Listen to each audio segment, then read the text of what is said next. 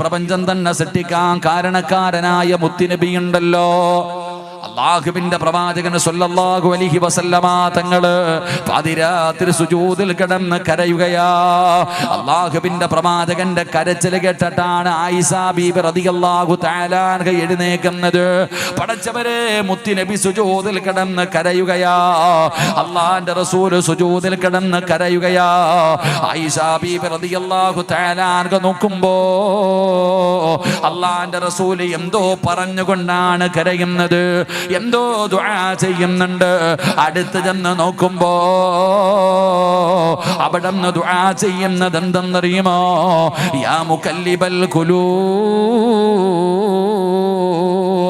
ഹൃദയങ്ങളെ മറിച്ചു കളയുന്ന അല്ലാഹ്, എന്റെ ഹൃദയത്തെ നീ ഈമാനിൽ ദീനിൽ ഉറപ്പിച്ച് നിർത്തണേ അല്ലാഹ്.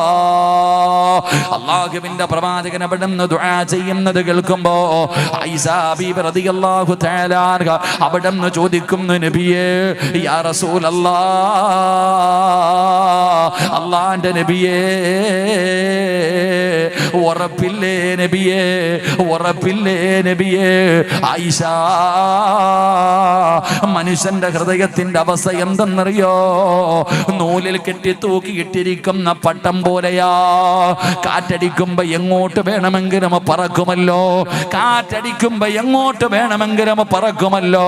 ഇതുപോലെയാണ് മനുഷ്യന്റെ ഹൃദയത്തിന്റെ അവസ്ഥയെന്ന് അല്ലാഹുവിന്റെ റസൂൽ അവിടെന്ന് പറഞ്ഞു കൊടുക്കുമ്പോ, ഈ ദുനിയാവിൽ മുസ്ലിമായി ജീവിച്ചിട്ട് മുസ്ലിമിനെ പോലെ നടന്നിട്ട് അവസാനം മരിക്കുന്നതിന് തൊട്ട് മുമ്പ് കാഫിറായി ചത്തുപോയ എത്ര പേരുടെ ചരിത്രം നിനക്ക് വേണം?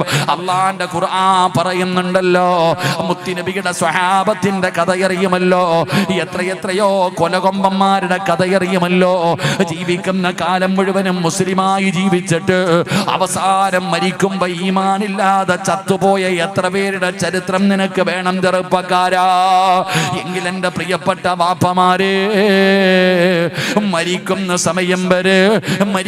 സമയം വരെ അല്ലാഹുവിനെ മറന്നുകൊണ്ട് സിർക്ക് ചെയ്ത് ജീവിച്ചിട്ട് മരിക്കുന്നതിന് മണിക്കൂറുകൾക്ക് മുമ്പ് അല്ലാഹുവിന്റെ ദീനിലേക്ക് ശഹാദത്ത് കലിമ പറഞ്ഞ് കടന്നു വന്നിട്ട്, റബ്ബേ,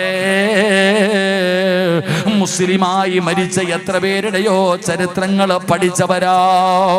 അതുകൊണ്ട് എന്തേ നിനക്ക് മനസ്സിലാക്കാൻ കഴിയാത്തത്? എന്തേ നിനക്ക് ചിന്തിക്കാൻ കഴിയാത്തത്?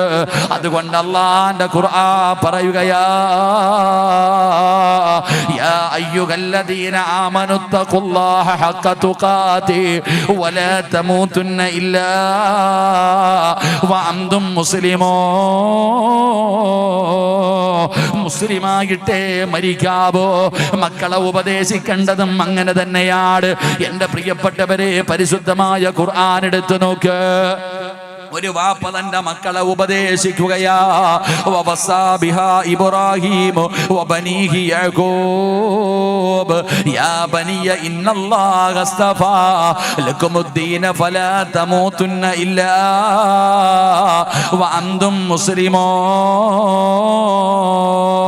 രണ്ട് പ്രവാചകന്മാര് തന്റെ മക്കളോട് വസിയത്ത് ചെയ്യുകയാ, മുസ്ലിമായിട്ടേ മരിക്കാവോ, മുസ്ലിമായിട്ടേ മരിക്കാവോ എന്നവിടുന്ന് തന്റെ ഉപ്പമാര് തന്റെ മക്കളോട് അവിടുന്ന് വസിയത്ത് ചെയ്തെന്ന് ഖുർആൻ പറയുമ്പോ എന്റെ പ്രിയപ്പെട്ടവരോട് പറയുകയാ, ഈമാനില്ലാതെ മരിക്കല്ലേ, മുസ്ലിമായിട്ടേ മരിക്കാവോ, ശഹാദത്ത് കലിമ പറഞ്ഞിട്ടേ മരിക്കാവോ. അല്ലാ, അതിനുള്ള ഭാഗ്യം തരണേ അല്ലാ.